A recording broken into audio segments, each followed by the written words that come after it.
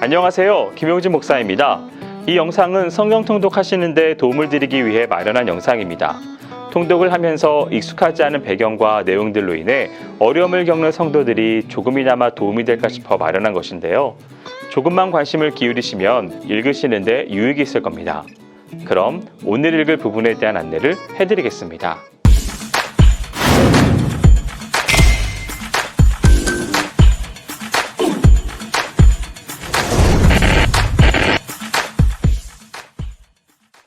오늘 읽을 본문은 레위기 14장에서 15장까지입니다. 14장에서는 문둥병으로부터 깨끗하게 된 자를 위한 정결 예식을 다루고 있습니다. 이것은 축제이고 감사의 잔치입니다. 정결 예식은 세 단계로 이루어집니다. 첫 번째는 진 밖에서 진 안으로 들어오는 의례입니다. 새 한 마리는 죽여서 피를 받아 사용하고 다른 한 마리는 피를 바른 후 들로 날려보냅니다. 이렇게 해서 죄가 씻기고 병에서 자유를 얻었음을 상징적으로 나타냅니다. 두 번째는 자기가 자기 몸을 스스로 정결하게 구별하는 의식입니다. 이 의식은 자기가 거할 장막 밖에서 갖습니다. 세 번째는 하나님 앞에 드리는 제물입니다. 하나님 앞에서 정결한 신앙 공동체로 복귀하였음을 감사하는 의례이지요. 이 세 단계를 거쳐서 죄에 대해 자유하고 자신에 대하여 정결하며 하나님께 대하여 헌신한다는 다짐이 다루어집니다. 이때 제물은 속건제, 속죄제, 번제, 소제를 드립니다. 사람의 경우 외에도 건물 벽에 곰팡이가 생기거나 퍼지거나 생겼다가 그쳤을 경우 어떻게 진단하고 처리하며 정결케 하는지를 설명합니다. 얼핏 보아 사람의 피부나 의보, 건물의 벽 사이에는 서로 상관이 없어 보입니다. 그러나 사람의 피부, 의보, 건물의 벽은 모두 껍데기라는 점에서 공통됩니다. 이 나병은 이 껍데기에, 피부에, 껍질에, 벽에 생기는 질병입니다. 사람의 경우에는 피부병이라는 질병으로 표현되지만 의복이나 건물의 경우에는 나쁜 곰팡이류를 지칭하게 됩니다. 집은 하나님 신앙을 실천하는 현장입니다. 식구끼리 더불어 사는 공동생활의 현장입니다. 옛 이스라엘의 가옥 구조는 사람과 가축이 함께 사는 공간이었습니다. 곧 집은 생산이 이루어지는 현장이기도 했습니다. 집은 정결하게 보존되어야 합니다. 경건생활에 지장이 되거나 공동생활을 부정하게 만드는 환경, 세상살이를 어둡게 만드는 환경은 과감하게 척결해야 합니다. 나병은 악성 질병입니다.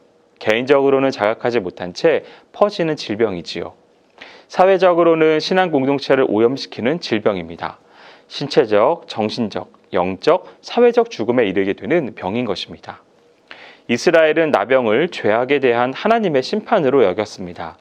이 병에 걸린 자는 스스로 치료되기까지 진 밖에서 외로운 생활을 해야 했습니다.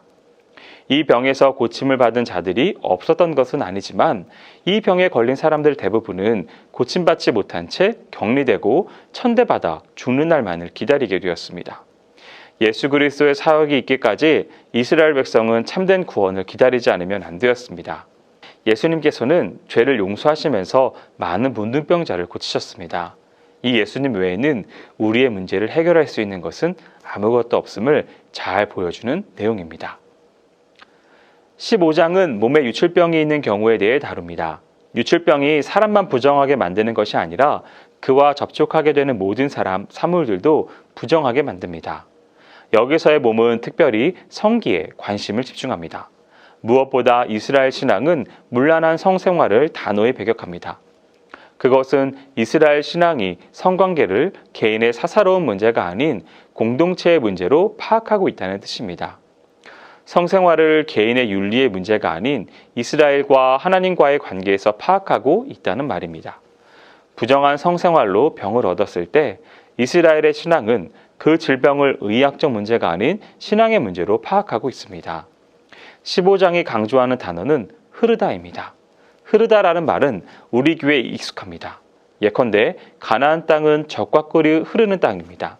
젖과 꿀이 흐르는 땅의 그 흐르다와 오늘의 유출해서의 흐르다는 서로 같은 말입니다. 본문은 젖과 꿀이 흐르는 땅이어야 할 가나안이 젖과 꿀이 아닌 피와 고름이 흐르는 땅으로 변할 수 있음을 이야기합니다. 문란한 성생활이 하나님의 축복을 저주로 바꾸게 된다는 말입니다. 역사를 보면 한 나라, 한 사회, 한 공동체가 쇠잔하게 되는 이면에는 늘 성적인 타락이 있었습니다. 소돔과 고모라가 그랬고 로마 제국이 그랬습니다. 그래서 정의를 하수처럼, 은혜를 강물처럼, 정결을 폭포처럼 흐르게 하는 것은 무엇보다 중요합니다. 바르게 믿고, 바르게 살고, 바르게 나누고, 바르게 베푸는 삶이 흐르게 해야 하는 것입니다. 하나님이 기대하시는 정결한 삶은 사람의 가장 은밀한 부분, 가장 은밀한 생활에서도 나타나야 합니다. 본문은 몸의 순결, 성적인 순결을 신앙 차원에서 파악하고 있습니다. 이스라엘의 정결은 남녀의 신체적인 문제까지도 관심이 있습니다.